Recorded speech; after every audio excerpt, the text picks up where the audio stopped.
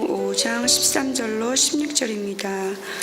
너희는 세상의 소금이니 소금이 만일 그 맛을 잃으면 무엇으로 짜게 하리요. 후에는 아무 쓸데없어 다만 버려져 사람에게 밟힐 뿐이니라. 너희는 세상의 빛이라. 산 위에 있는 동네가 숨겨지지 못할 것이요 사람이 등불을 켜서 말 아래에 두지 아니하고 등경 위에 두나니 이러므로 집안 모든 사람에게 빛이 느니라. 이같이 너희 빛이 사람 앞에 비치게 하여 그들로 너희 착한 행실을 보고 하늘에 계신 너희 아버지께 영광을 돌리게 하라. 아멘. 마태복음 강의의 26번째 시간입니다. 오늘은 마태복음 5장 13절부터 16절의 말씀을 가지고 소금벼락이라는 제목으로 함께 나누기를 원합니다. 부제목은 너희는 세상의 소금이니입니다. 몇 년 전에 정확히 제가 잘 기억이 안 나는데 저희 할아버지가 소천하셨을 때인지 할머니가 소천하셨을 때인지 모르겠는데 하여튼 일주일간 한국을 방문했습니다. 제가 장손이기 때문에 장례식에 참석하고자 저만 아내랑 아이들은 여기 있고요. 한국을 방문해서 장례식에 참석하고 그 장례식에 참석 반드시 해야 되는 것이 저에게는 할아버지 할머니가 참 각별하시거든요. 그래서 그 장례식에 참석을 하고 짧은 시간밖에 없기 때문에 또 처갓집에 가서 장모님과 또 처갓 식구들한테 인사를 드리기 위해서 처갓집을 방문했죠. 그 아파트에 방문해서 배를 울리고 사위 왔습니다. 제가 막내 사위거든요. 막내 사위 왔습니다라고 말씀드리고 장모님이 문을 여시고 난 다음에 반갑게 들어가려고, 장례식이 좀 지치잖아요. 지친 마음이지만 반가운 마음으로 이렇게 들어가려고 했는데 장모님이 저한테 소금을 탁 뿌리시는 거예요. 머리부터 소금벼락을 맞게 됐죠. 아마 여러분 잘 아시다시피 소금벼락 이렇게 소금 치는 이유는 부정한 것을 정하게 하기 위한 것이고요. 부정타지 말라라는 거죠. 많이들 경험하셨을 건데 예수 믿기 전에는 또 예수 믿는 분들도 마찬가지고요. 집안에 무슨 아프신 분이 심한 중병이 드신 분이나 아니면 자녀가 태어나거나 아니면 결혼식이라든지 하여튼 이 집안에 대사가 있으면은 장례식에 참석 안 하잖아요. 보통 안 하는 것이 일반화되어 있지 않습니까? 하여튼 그런 그 미신이죠. 그런 미신 행위를 하셨습니다. 오늘은 이 소금벼락에 대해서 제가 살펴보고자 합니다. 소금벼락, 이게 참 의미가 있구나 싶은 생각이 들어서 이것을 나누고자 합니다. 오늘 본문은 세상의 소금과 세상의 빛에 대한 이야기인데 오늘은 소금에 대한 이야기를 하고요. 다음 시간에 세상의 빛에 대한 이야기를 하도록 하겠습니다. 오늘 본문은 세상의 빛과 소금으로 살아가는 것이 성도의 역할이고 성도의 본분이며 성도의 책임이라는 것으로 저희가 알고 있죠. 그렇게 알고 있습니다. 성도의 경건한 삶, 너희가 성도라면 이처럼 경건한 삶을 살아야 된다라는 예수 그리스도의 말씀이시고 명령이시고 권고이신 것이죠. 그리고 그렇지 않으면 안 된다라는 경고이시기도 한 그런 말씀으로 우리가 해석을 하기도 합니다. 성도라면, 적어도 성도라면 세상에 선한 영향을 끼치면서 살아야 된다라고 해석하는 것이죠. 마이클 그린이라는 신학자는 이 구절을 이렇게 평가했는데요. 제가 한번 읽어보겠습니다. 성도들에게는 그리스도를 닮은 맛과, 잘 들으십시오. 성도들에게는 그리스도를 닮은 맛과 매력적인 기쁨과 이타심의 불꽃, 다른 사람을 자기보다 더 사랑하는 그 이타심의 불꽃이 있어야 한다, 이렇게 이야기하고 있습니다. 이 구절을 그렇게 평가하고 있는 것이죠. 이처럼 빛과 소금이라는 것은 성도나 교회의 정체성처럼 생각되어져서 많은 교회들이 이 빛과 소금이라는 것에 대한 이름을 차용해서 교회 이름으로 씁니다. 한국 교회뿐만 아니라 미국 교회들도 빛과 소금의 교회라는 곳이 많고 이 지역에도 빛과 소금의 교회가 있습니다. 그 중에서도 소금, 빛과 소금 중에서 소금에 대해서 이렇게 설명하는 것을 들어보셨을 텐데요. 바닷물의 소금의 비율은 3%입니다. 얼마지 않은 그 3%의 비율이지만 바닷물을 이렇게 퍼서 이렇게 마셔보면 무슨 맛이 나나요? 짠맛이 납니다. 그 3% 갖고 전체 그 바다를 짜게 만드는데, 성도라면은 이렇게 성도의 숫자가 얼마 안 되더라도 이 세상을 짜게 만들어야 된다. 바람직한 모습으로 정의로운 사회로 만들어야 된다라고 해석하시는 것을 들어보셨을 거예요. 이것이 성도의 책임과 역할이다라는 것이죠. 이 구절에 대해서 유명한 신학자들인 데이비스와 알렌은 아주 두꺼운 마태복음 강해서를 썼는데요. 한 3권으로 되어져 있는데 거기에서 무려 11가지 해석을 제시를 합니다. 그 11가지 해석을 요약해 보면 3가지로 압축할 수가 있는데요. 그 첫 번째는 이런 겁니다. 성도는 세상 속에서 맛을 내야 되는 사람이다. 이 짠맛이 안 들어가면 싱거워지잖아요. 이 음식은 먹기가 힘들어지잖아요. 짠맛이 들어가는 맛을 내는 사람이어야 된다. 이렇게 제시하고요. 두 번째로는 성도는 부패를 방지해서 세상을 정화하는 사람이어야 된다. 소금은 부패를 방지합니다. 그죠? 그래서 좀 오래 둘 반찬들은 소금 절임이 많이 있잖아요. 그렇게 부패를 방지해서 세상을 정화하는 사람이어야 한다. 세 번째는요. 성도는 소금처럼, 소금은 자기가 녹잖아요. 자기가 녹아서 없어지는 거잖아요. 성도는 자기 희생을 감수하는 이타적인 사람, 이기적인 사람이 아니라 이타적인 사람이어야 된다. 이렇게 이야기합니다. 이렇게 3가지 정도로 압축될 수가 있습니다. 이 3가지를 전부 다 성도의 정체성이라고 바라보고 우리는 그렇게 교육받아 왔고 이런 삶을 살아야 된다라고 생각하고 있었죠. 근데 과연 그런가요? 과연 그렇습니까? 결론부터 말하자면 저는 이 주장에 동의를 하지 않습니다. 제 생각은 다릅니다. 먼저 현실적인 이유에서는요. 바닷물은 3%만 있으면 바다가 짜게 되는데 대한민국, 여기 말고 한국의 성도는 몇 %라고 하죠? 작게 잡으면 20%, 많이 잡으면 25%입니다. 그럼 4명 중에 1명 아니면 5명 중에 1명은 크리스찬, 성도라는 건데요. 그러면 세상이 짜야 되잖아요. 세상이 정화되어져야 되잖아요. 이타적인 사람들이기 때문에. 근데 지금 세상을 보면 그런 모습들이 보이지가 않거든요. 그러니까 현실적으로 봐서도 이 말씀은 성도의 책임, 성도가 반드시 지켜야 될 것, 그리고 우리가 지켜내야 되는 그런 본분의 모습은 아닌 것 같아요. 신학적인 이유로는요, 이 구절 바로 앞절에 8개의 팔복이 소개되어져 있고, 이 팔복은 성도의 정체성, 크리스천 아이덴티티라고 말씀드렸고요. 팔복뿐만 아니라 이 전체가, 산상수훈 전체가 성도의 정체성에 대한 것이라고 말씀드렸죠. 왜냐하면 하늘나라에 들어가는, 천국에 들어가는 자의 모습, 의를 가진 자의 모습이 이 모습이다라고 이야기하신 것이기 때문에 그렇습니다. 이 팔복의 관점에서 보면 이렇습니다. 세상에서 소금으로 살아가는 자는 뭘 받게 됩니까? 박해, 핍박을 받게 되어져 있습니다. 그런데 앞서 이야기한 조건들, 세상 속에서 맛을 내거나 세상의 부패를 방지하고 세상을 정화시키거나 아니면 자기를 위한 것이 아니라 다른 사람을 위해서 사는 삶에 대해서 그렇게 사는 삶, 그리고 그런 사람들에 대해서 세상이 박해를 할까요? 아니면 박수를 보낼까요? 박수를 보내게 되어 있죠. 칭찬하고 박수를 보내고 삶의 모델로 삼는다고요. 예수를 믿든 믿지 않든 간에. 그렇다면은 전혀 다르잖아요. 앞과 이 팔복의 마지막 부분과 이 구절이 연결이 되지 않지 않습니까? 그래서 저는 이 예수님께서 말씀하셨던 이 본문, 오늘 본문이 너희가 세상의 소금으로 살아라, 빛으로 살아라, 이 말씀이 아니고요. 예수님께서 하신 말씀은 너희는 세상의 빛이다.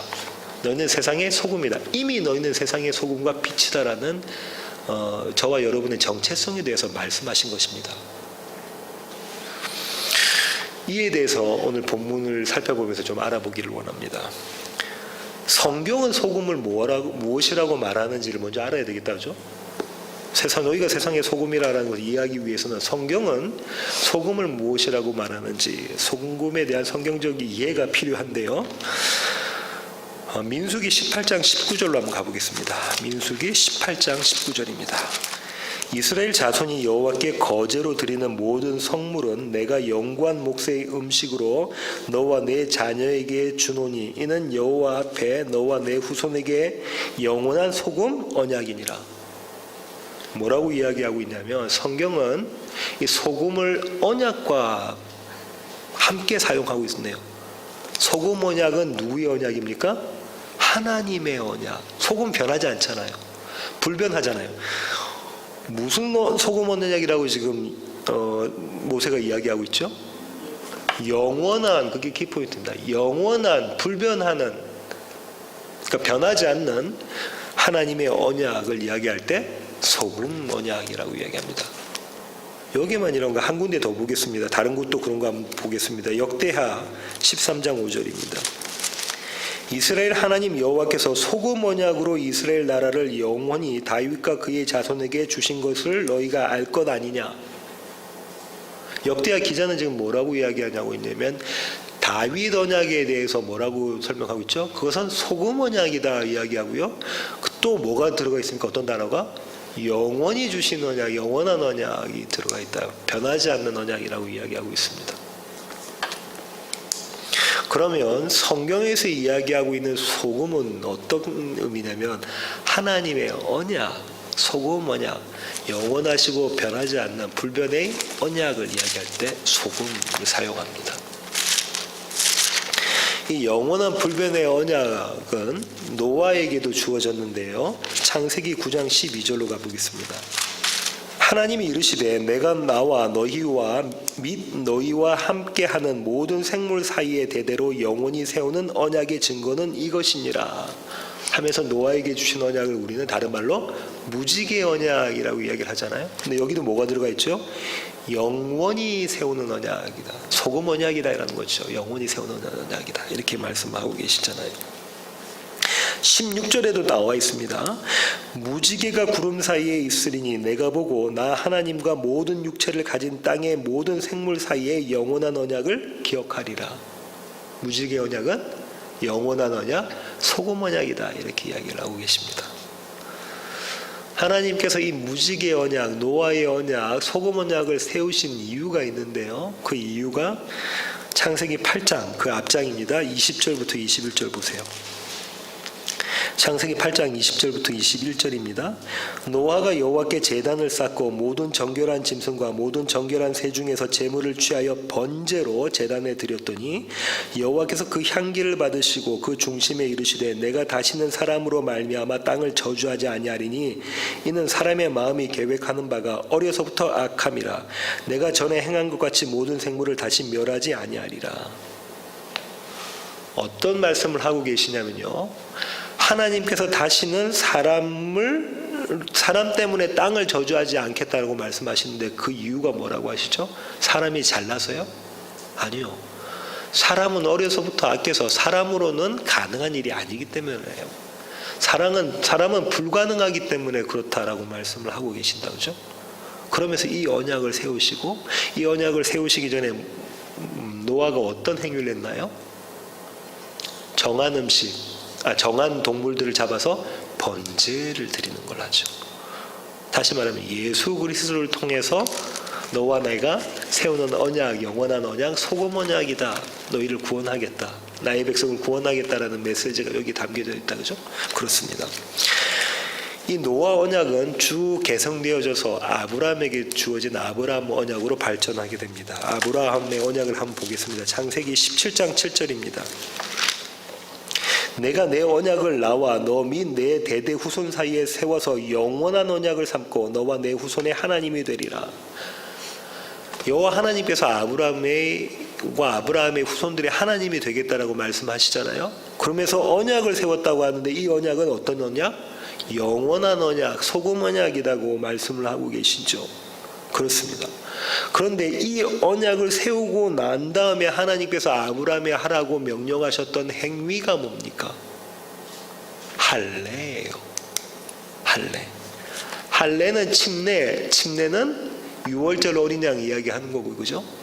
그것은 예수님의 십자가 사건에 대한 이야기를 하는 것이라고 말씀드렸죠. 창세기 17장 10절부터 14절 제가 할례에 대해서 한번 읽어볼게요. 너희 중 남자는 다 할례를 받으라. 이것이 나와 너희와 너희 후손 사이에 지킬 내 언약이니라. 너희는 포피를 배워라. 이것이 나와 너희 사이의 언약의 표징이니라. 너희의 대대로 모든 남자는 집에서 난 자나 또는 너희 자손이 아니라 이방 사람에게서 돈으로 산 자를 막론하고 난 지 8일 만에 할례를 받을 것이라. 너희 집에서 난 자가 너희 돈으로 산 자든지 할례를 받아야 하리니 이에 내 언약이 너희 살에 있어 영원한 언약이 되려니와 할례를 받지 아니한 남자 곧 포피를 베지 아니한 자는 백성 중에서 끊어지리니 그가 내 언약을 배반하였습니다. 언약을 배반한 자는 어떤 자라고요? 할례를 받지 않은 자, 몸에 언약의 표징이 없는 자, 조금 더 나가면 마음에 새겨짐이 없는 자다, 그죠? 돌판에 새겨짐이 아니라 마음판에 새겨진 하나님의 언약이 없는 자란 말이에요. 복음을 모르는 자고 예수 그리스도가 없는 자는 내 언약에서 끊어지리라 라고 말씀하셨네요, 그죠? 그는 내 백성이 아니다라고 주님께서, 하나님께서 말씀하고 계시는 것입니다. 창세기 22장으로 가겠습니다. 오늘 신학 강좌 시간에 다뤘는데요. 22장 15절부터 18절 보겠습니다. 여호와의 사자가 하늘에서부터 두 번째 아브라함을 불러 이르시되 여호와께서 이르시기를 내가 나를 가리켜 맹세하노니 네가 이같이 행하여 네 아들 네 독자도 아끼지 아니하였은즉 내가 네게 큰 복을 주고 네 씨가 크게 번성하여 하늘의 별과 같고 바닷가의 모래와 같게 하리니 네 씨가 그 대적의 성문을 차지하리라. 또 네 씨로 말미암아 천하 만민이 복을 받으리니 이는 네가 나의 말을 준행하였음이니라 하셨다 하니라. 앞서 신학 강좌 시간에 말씀을 드렸다. 이 언약은 창세기 12장부터 나온 갈대아 우르부터 하란을 거쳐서 약속의 땅 가나안으로 집어넣으실 때, 그죠? 갈대아 우르에서도 말씀하셨겠죠. 히브리서 기자는 또 그렇게 이야기하겠죠. 그 다음에 하란에서 창세기 12장 1절부터 3절까지 언약을 주시잖아요. 이 언약을 여기서 재확인하는데요. 이 언약을 재확인하시는 사건, 그 앞에 어떤 사건이 있었죠? 이삭을 바치는 사건, 할례의 사건, 그죠? 노아가 정한 희생물을 하나님께 바치는 번제의 사건이 있었단 말이죠. 그 사건이 있었습니다. 대속물이 필요하다라는 것을 우리가 여기서 알 수가 있겠다죠. 정리해보면 성경에서 이야기하는 소금은 하나님의 언약, 영원 불변의 언약을 이야기할 때 사용되어졌고요.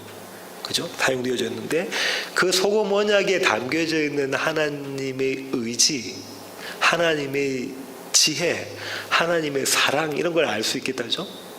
내가 반드시 이 일을 내가 사랑하는 너를 위해서, 너희를 위해서 해내겠다라는 거잖아요. 소금 언약은 그런 의미가 있는 것입니다. 성경에서 말하는 소금은 그 의미를 담고 있어요. 그런데 여기서 한 번 더 생각해 볼 것은 이 소금 언약은 양면을 가지고 있습니다. 동전의 양면처럼. 그 한쪽 면이 저주이고요. 한쪽 면은 구원, 심판과 구원, 저주와 은혜입니다. 심판에 대해서 먼저 살펴보겠습니다. 창세기 19장 26절로 가볼까요? 창세기 19장 26절입니다. 우리 창세기 신학 강좌 시간에 나눴었는데요. 롯의 아내는 뒤를 돌아보았으므로 소금 기둥이 되었더라.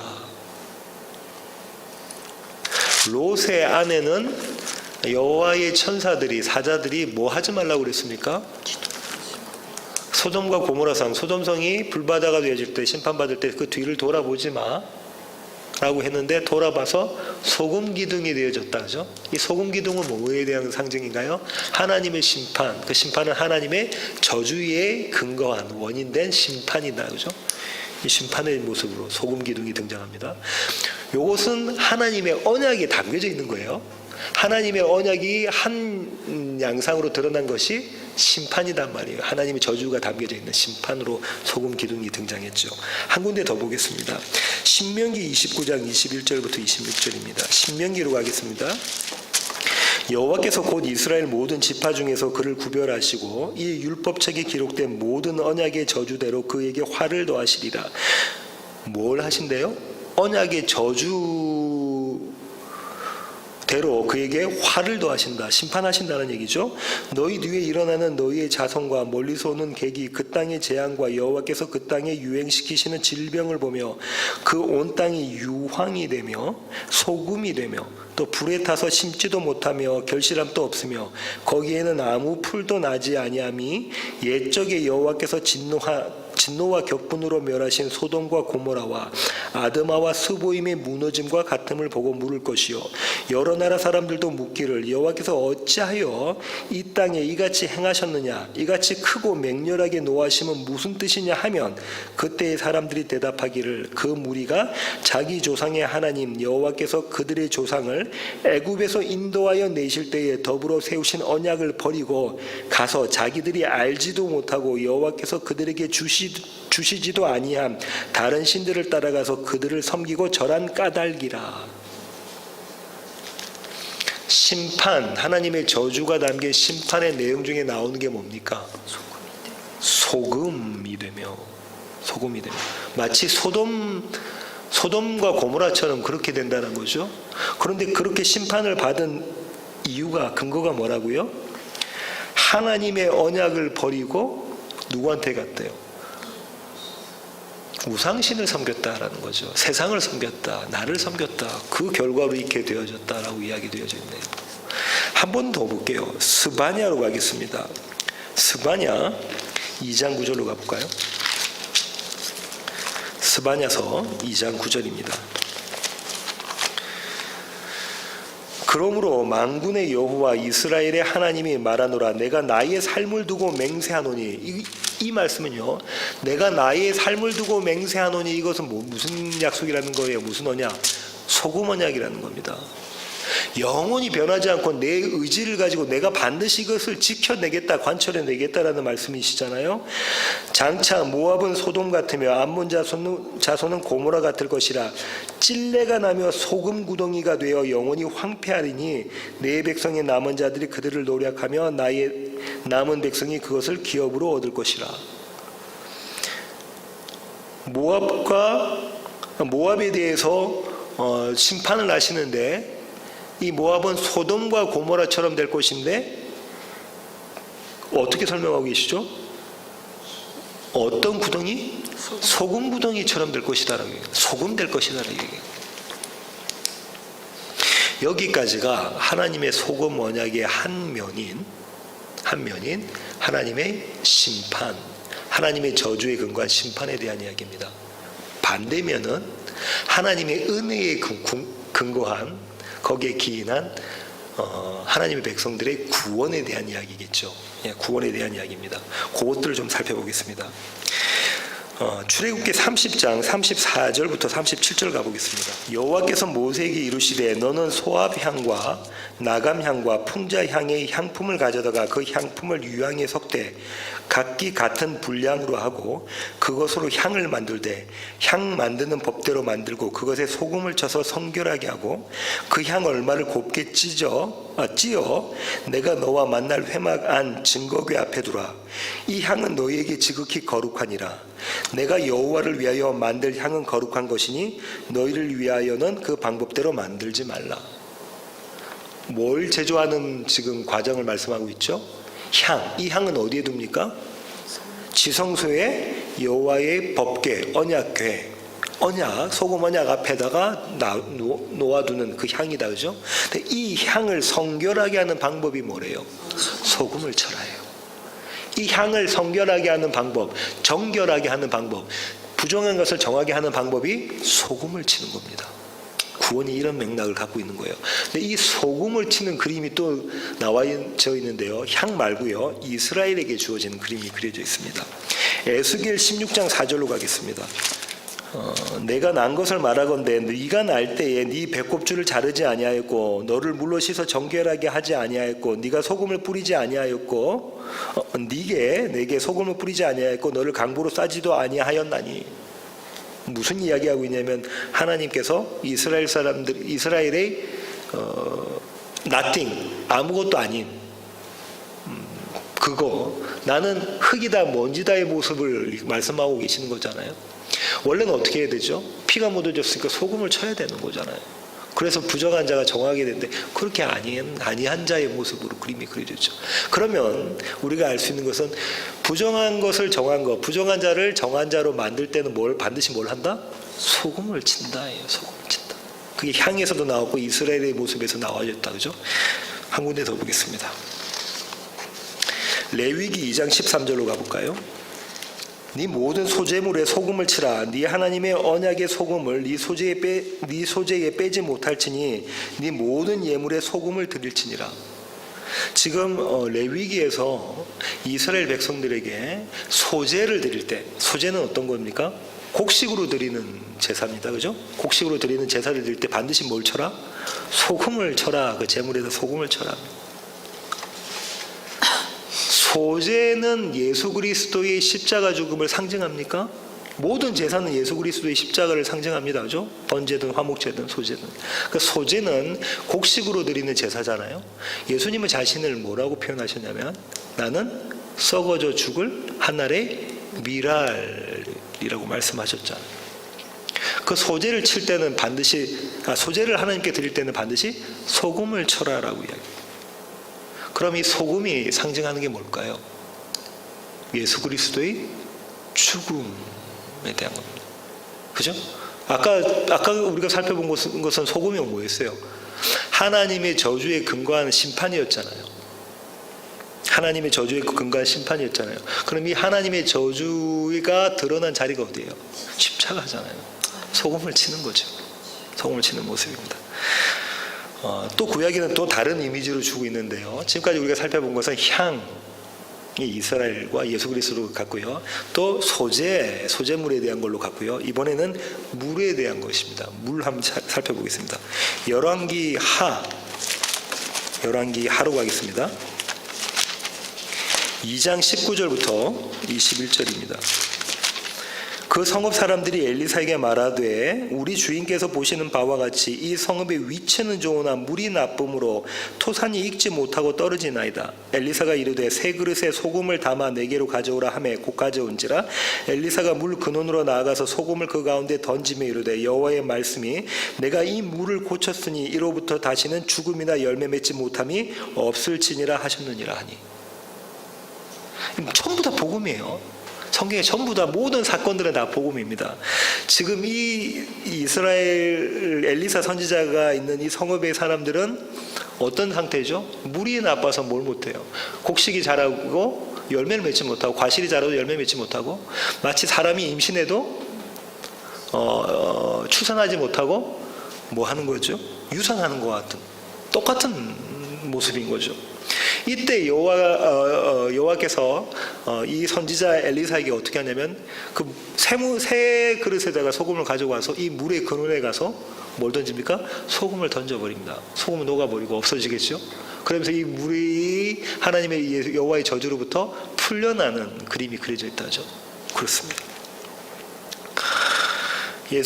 하나님께서 이르고 난 다음에 뭐라고 엘리사를 통해서 이스라엘 백성들에게 말씀하시냐면 이렇죠. 오늘 그 구절을 보세요. 내가 이 물을 고쳤으니 다시는 죽음이나 열매 맺지 못함이 없을지니라. 이렇게 내가 이 물을 고쳤다. 너희가 아니라 너희의 지혜와 너희의 열심과 너희의 노력으로가 아니라 내가 소금물을 쳐서 이 물을 고쳤다라고 얘기하시고 다시는 열매 맺지 못함이 없고 사망이 없고 생명 가운데 거할 것이다 이야기하고 계십니다. 그럼 정리해보면 소금에 대한 성경적인 결론은 어떤 겁니까? 소금은 하나님의 언약, 양면을 가지고 있는 거죠. 하나님의 심판과 하나님의 구원을 가지고 있는 하나님의 언약, 영원 불변하는 하나님의 언약에 대한 이야기입니다. 이 하나님의 저주와 은혜에 근거한 하나님의 심판과 구원이 동시에 드러난 자리가 십자가죠. 십자가입니다. 그러면 세상의 참 소금은 누구신가요? 예수 그리스도입니다. 예수 그리스도. 그러면 미리 결론을 말씀드리면 이 예수 그리스도가 마음판에 새겨져 있는 자들은 세상의 소금인 거죠. 네, 그런 겁니다. 벌써 미리 제가 결론을 말씀드렸는데요. 오늘은 예수님께서 오늘 산상순에서 뭐라고 말씀하시냐면 너희는 세상의 소금이니? 너희의 정체성, 너희의 아이덴티티는 이미 세상의 소금이야 라고 말씀하고 계시는 거잖아요. 너희가 소금 되려고 노력하는 게 아니라 너희는 이미 세상의 소금이야. 이 사실을 반드시 알고 있어야 돼. 이렇게 말씀하고 계시는 거잖아요. 이 세상의 소금이라는 것에 대한 의미를 한번 조금 더 살펴보겠습니다. 소금은 이미 여러분이 아셨다 그죠? 세상의 소금에 대해서 이제 알아보겠습니다. 이 세상의 소금이라는 것은 그 시작은 주님을 바라보는 것으로 시작합니다. 민수기 18장 19절로 한번 가볼까요?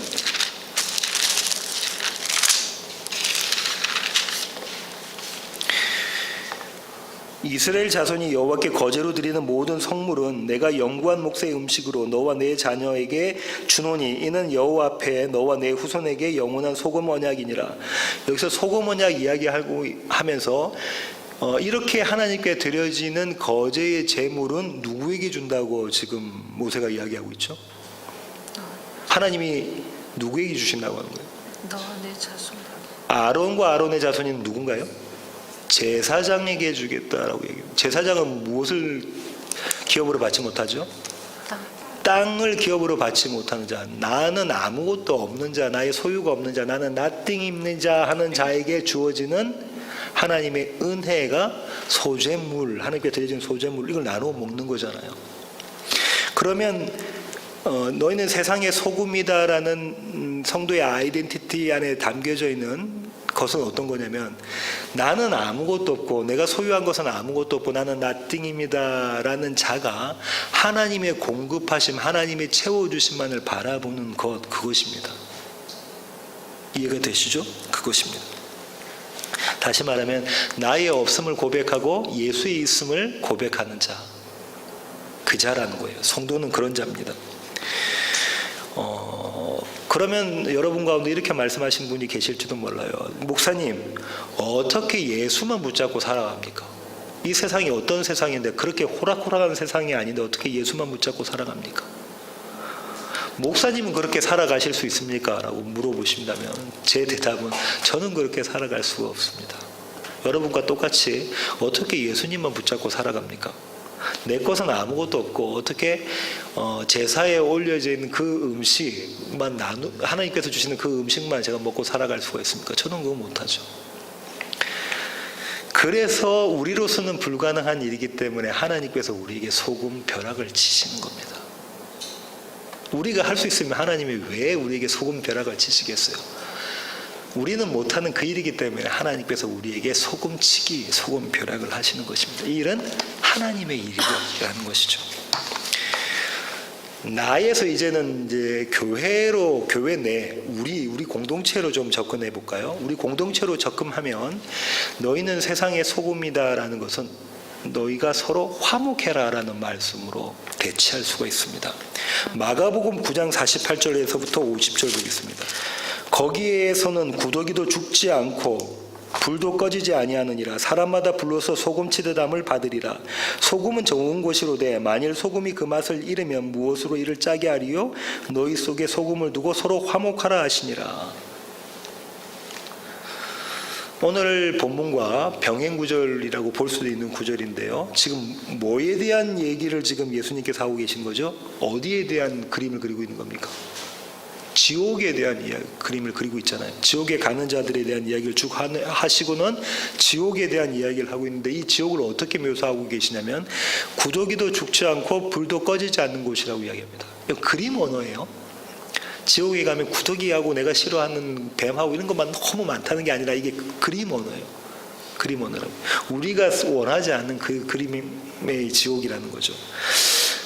구더기도 죽지 않고 불도 꺼지지 않는 곳이라는 것은 영원한 것이라는 거잖아요. 이 심판이 영원할 것이다, 변하지 않고 영원할 것이다 라는 것이 소금 언약과 이렇게 상통이 됩니다. 그죠?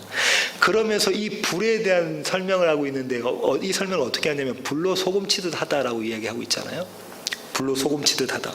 근데 이 번역은 조금 번역한 게 조금 미흡하고요.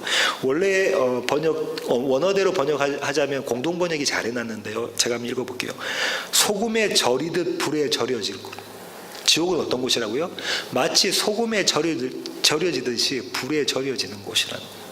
소금과 같이 불에 절여지는 곳. 소금처럼 불에 절여지는 곳. 소금은 뭐라고 했습니까? 제가 하나님의 약속인데 이 약속은 두 가지 장면인데 하나님의 심판, 하나님의 저주, 그 모습이라는 거예요. 그러니까 지옥은 그런 모습이다. 지옥은 하나님의 심판이 담겨져 있는 그런 모습이다라는 거예요. 소금, 불 이렇게 나오면 그런 겁니다. 근데 여기에 반전이 있어요. 이렇게까지만 이해를 하면은 우리가 이해하기가 쉬운데 그 다음에 뭐라고 지금 주님께서 말씀하시냐면 50절 보세요. 소금은 좋은 것이로되 이렇게 하셨다고.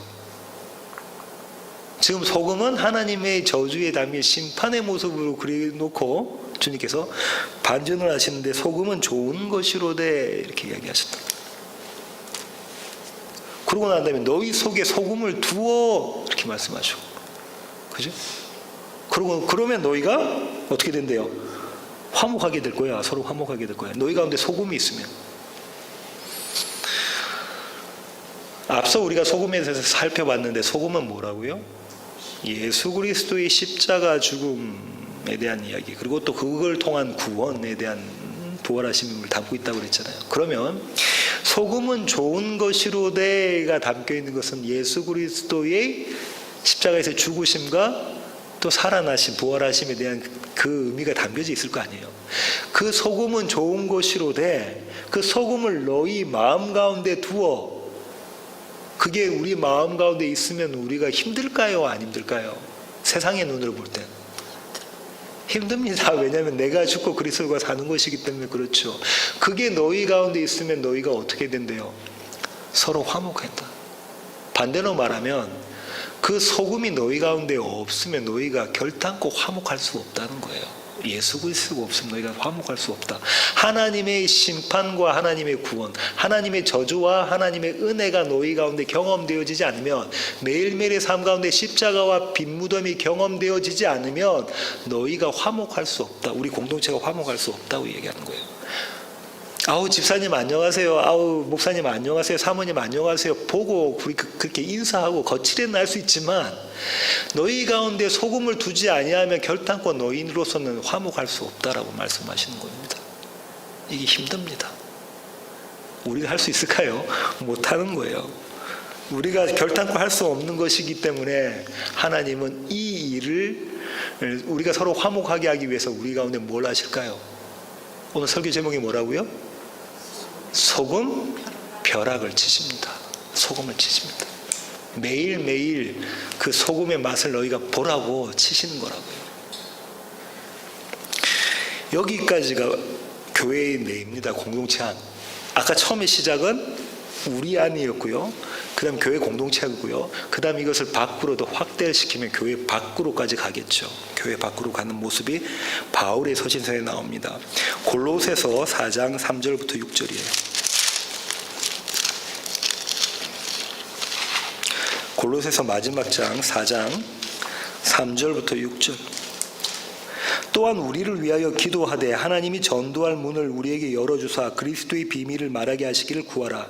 내가 이 일 때문에 매임을 당하였노라. 그리하면 내가 마땅히 할 말로써 이 비밀을 나타내리라. 외인에게 대해서는 지혜로 행하여 세월을 아끼라. 너희 말을 항상 은혜 가운데서 소금으로 맛을 냄과 같이 하라. 그리하면 각 사람에게 마땅히 대답할 것을 알리라. 5절, 제가 읽었던 5절의 말씀을 공동번역으로 번역해보면 이렇습니다. 읽어보면 이렇습니다. 교회 밖의 사람들에게는 지혜롭게 대하고 주어진 기회를 잘 살리십시오. 교회 밖의 사람들에게 뭘 살리라고 해요?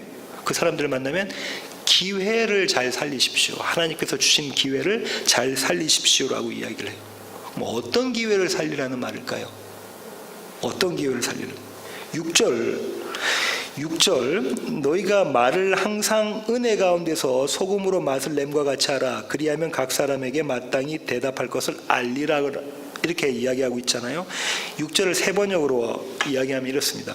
여러분의 말은 소금으로 맛을 내어 해요.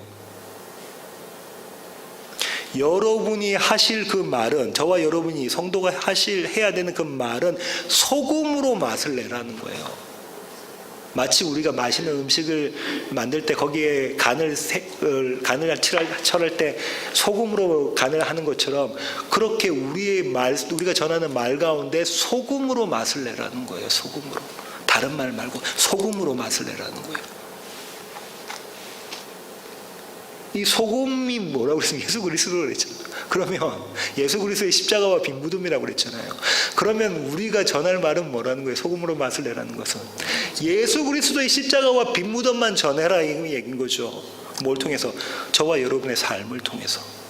우리 가운데 살아서 역사하시는 예수 그리스도의 십자가와 빈 무덤을 보이는 것으로, 그것을 말로 선포하는 것으로 너희가 소금으로 맛을 낸 그 말을 전해라. 이건 하나님의 은혜로 가능한 것이다, 이렇게 이야기합니다.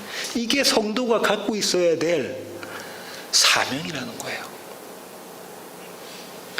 우리 교회는 멋진 프로그램이 있어서, 우리 교회 가면은 칠드런 케어를 잘해줘서, 우리 교회는 무엇무엇이 좋아서 성도들 간의 교제가 너무 끈끈해서, 우리 교회 가면은 워낙 커서 비즈니스 하기가 좋아서, 이런 것들이 아니고요. 너희 가운데 반드시 해야 될 그 말은 소금으로 맛을 쳐라, 이렇게 이야기하고 계십니다. 이 소금으로 맛을 친 사람을 어떻게 성경은 그리고 있냐면요, 수가성 사마리아 여인으로 그리고 있습니다. 수가성 사마리아 여인이 자기 동네에 가서, 예수님께 청혼을 받았잖아요, 우물가에서. 그리고 자기 동네에 가서 했던 말이 뭡니까? 내가 어떤 모습인데요? 내가 개차반 같은 모습인데요? 이 개차반 같은 모습의 나를 사랑해 주시고 나에게 프로포즈해 주신 신랑 메시아가 나왔습니다 라고 소금으로 간을 한 그 음식, 그 만나, 그 말을 전하는 자의 모습이었잖아요. 이거 우리로서는 할 수 있습니까? 내가 지지리도 못난 자입니다. 나는 나띵인 자입니다. 매일매일의 삶 가운데서 나는 죽어 마땅한 자입니다. 좀 이런 표현하기는 그렇지만 난 똥 같은 자입니다. 이 이야기를 하는 게 쉬운 일이냐고요. 저와 여러분은 못합니다. 그냥 하나님의 일입니다. 그래서 하나님은 이 일을 하라고 매일매일 우리에게 뭘 치시죠? 소금을 치십니다. 소금 벼락을 주신다는 말이죠.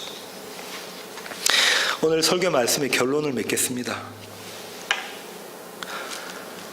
아까 처음에 말씀드렸던 저에게 있었던 몇 년 전의 사건, 처갓집 현관문을 열자마자 맞았던 제 소금벼락. 장모님께서 저에게 그때 소금을 이렇게 딱 치셨을 때 제가 어떤 감정이 들었을까요?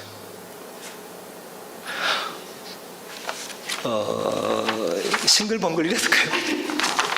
싱글벙글 이랬을까요? 장례식을 치르고 피곤한 몸으로 그래도 보고 싶은, 저도 장모님에 대한 사랑도 각별하거든요.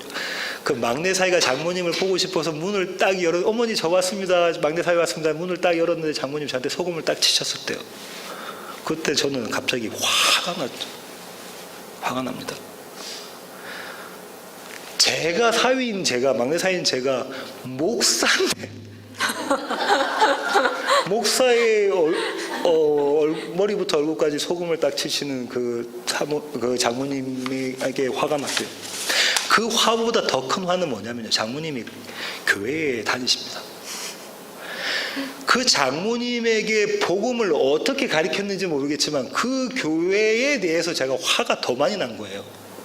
도대체 뭘 가르쳤길래 이렇게 하실까라는 생각이 딱 들죠. 그런데요, 오늘 설교를 쫙 준비해가면서 소금에 대해서 깨달아가면서 제가 뭘 깨달았냐면요, 하나님은 우리의 삶에 단 한순간도 그대로 지나치게 내버려 두지 않는다는 사실을 깨달았습니다. 하나님은 우리의 삶을 뒤돌아보면 매 순간이 하나님께서 역사하셨던 복음의 연속이었구나라는 거 제가 깨닫게 되었다는 거예요. 소금 벼락을 맞으면서 제가 나타냈던 반응이 뭐라고요? 화, 분노라니까요. 제가 소금 맞아 마땅한 자 아닙니까? 제가 부정한 자 아닙니까? 그 부정한 자인데 소금 맞은 게 마땅히 해요. 그래야 정하게 된대요. 근데 화부터 납니다. 이 화부터 났던 첫 사람이 있어요. 창세기로 가겠습니다. 창세기 4장 3절부터 5절입니다. 세월이 지난 후에 가인은 땅의 소산으로 제물을 삼아 여호와께 드렸고 아벨은 자기도 양의 첫 새끼와 그 기름으로 드렸더니 여호와께서 아벨과 그의 제물은 받으셨으나 가인과 그의 제물은 받지 아니하신지라. 가인이 몹시 분하여 안색이 변하니. 가인이 어떻게 했다고요? 몹시 분하여 안색이 변하니.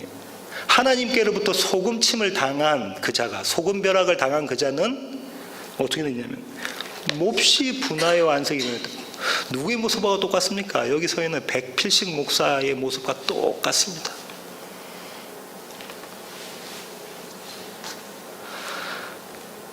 그런 내용을 제가 쭉 이렇게 알게 되니까 정말로 하나님의 놀라운 은혜가 단 한순간도 지금은 그냥 이 기억이 잊어져 버렸던 그 사건이 확 저한테 다가오면서요. 하나님이 그때의 그것, 오늘 이 말씀을 보면서 깨닫게 하시는 사건이었구나. 한순간 또 나와 함께 있지 않은 시간이 없어졌고 복음을 전하지 않으셨던 일이 없었구나를 깨달으니까 막 감격이 일어나는 거죠. 매일매일 소금 벼락 없이는 단 한순간도 살 수 없는 나의 모습, 부정한 모습의 나를 보게 하셨던 사건입니다. 이 사실을 알고 난 다음에 지난 한 주간 동안 저는 어떻게 했냐면 우리 장모님이 막 너무 보고 싶고 그 교회에서 바른 복음을 가리켜서 복음을 깨닫기를 원하고 아직도 믿지 않는 처갓집 식구들이 주님 앞에 돌아오기를 위해서 제가 기도했습니다. 저처럼요, 세상은 이 소금벼락을 당하면 분노하고 화를 냅니다. 그리고 소금벼락을 치는 사람에게 박해를 가하게 됐습니다. 예수를 전하는 의를 위해서 예수 때문에 복음을 전한 자에게를 박해하게 되어져 있다고요. 그런 세상에 대해서 예수님이 이렇게 말씀하시죠. 저와 여러분이 먼저 소금벼락을 맞고 그 맞은 소금벼락을 세상에 나가서 하나님의 백성들을 그들에게 소금벼락을 치라고 말씀하십니다. 무엇으로요? 말씀으로. 저와 여러분의 삶을 통해서 그렇게 하라고 하십니다. 이것이 성경이 말하는 너희는 세상의 소금이니의 참 의미입니다. 하나님의 소금벼락이 은혜인가요? 은혜입니다. 감당할 수 없는 은혜잖아요. 그 은혜를 기뻐하시는 세워지는 교회 모든 가족이기를 원합니다. 기도하시겠습니다. 하나님, 그렇습니다. 하나님, 우리는 날마다 소금벼락을 맞아야 하는 자들입니다. 하나님께서 소금벼락 치시면 우리는 주님, 그렇습니다. 내가 죽어 마땅해야 될 자입니다 라고 고백하기 이전에 내가 왜 소금벼락을 맞아야 되는 자냐, 이렇게 하나님께 반문하곤 합니다. 오늘도 하나님의 말씀을 통해서 그것이 어떠한 것인지 깨닫게 하시고, 주님, 제가 소금벼락 맞아야 될 자가 마땅한 자입니다 라고 고백하게 만들어 가시는 것이 하나님의 은혜라는 것을 깨닫습니다.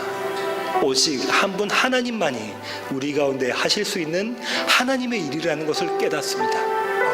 하나님, 그 깨달음을 가지고 세상에 나가서 소금으로 하나님의 말씀을 전하는 자들 되게 하여 주시옵소서.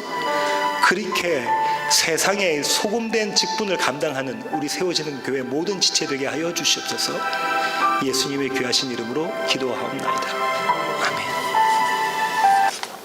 이제는 우리 주 예수 그리스도의 놀라우신 구원의 은혜와 하늘 아버지의 크고 극진하신 사랑과 우리 안에 내주하셔서 날마다 우리에게 소금벼락 치시는 성령님의 충만하심이 주님 앞에 머리 숙인 세워지는 교회 모든 지체들의 머리 위에 이제로부터 영원토록 함께 하시기를 예수 그리스도의 그 귀하신 이름으로 간절히 축원하옵나이다.